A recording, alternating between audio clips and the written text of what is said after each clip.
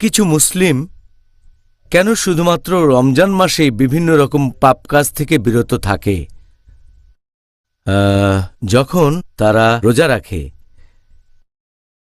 এরপর রমজান চলে গেলে বাকি 11 মাস আমরা দেখি তারা মিথ্যা বলছে, ঠকাচ্ছে, চুরি করছে, এছাড়াও আরও অনেক গুরুতর পাপ অবলীলায় করে যাচ্ছে। আল্লাহ যেন আমাদের এই পাপ কাজ থেকে রক্ষা করেন, আমিন।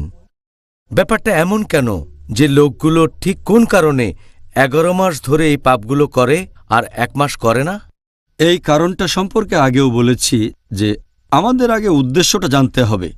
যদি আপনি রোজার উদ্দেশ্যটা জানেন, ইনশাআল্লাহ রমজান মাস শেষ হয়ে গেলেও আপনি সরল পথে থাকতে পারবেন।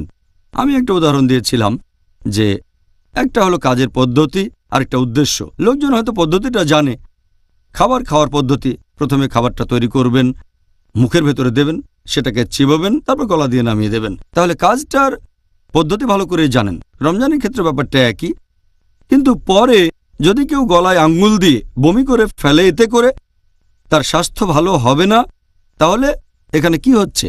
রোজার মূল উদ্দেশ্যটা অনেকেই জানে না।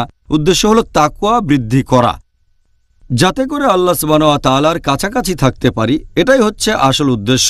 তাই রমজান মাস শেষ হয়ে গেলেও আমরা সরল পথে থাকতে পারবো। তার কারণ আমরা সব সময় স্মরণ করব আল্লাহ সুবহানাহু ওয়া তাআলাকে।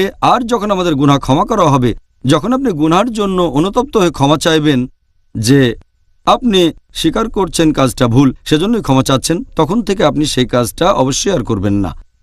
তাই যারা রমজান মাসে সঠিক পথে থাকবে, অন্য সময়ও তারা এ পথ থেকে বিচ্যুত হবে না। তাই আমি আশা করছি যে ইনশাআল্লাহ রমজান মাসের মতো অন্যান্য মাসেও তারা সরল পথে থাকবে। সারা বছর দিনে 5 ওয়াক্ত নামাজ পড়বে সরল পথে থাকার জন্য।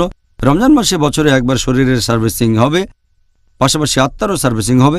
বছরে একবারই এটা যথেষ্ট। আপনাকে সঠিক নিয়মটা জানতে হবে। খুব সুন্দর বলেছেন। আশা করি আমরা যেন এই মাসে আল্লাহর কাছাকাছি যেতে পারি ইনশাআল্লাহ।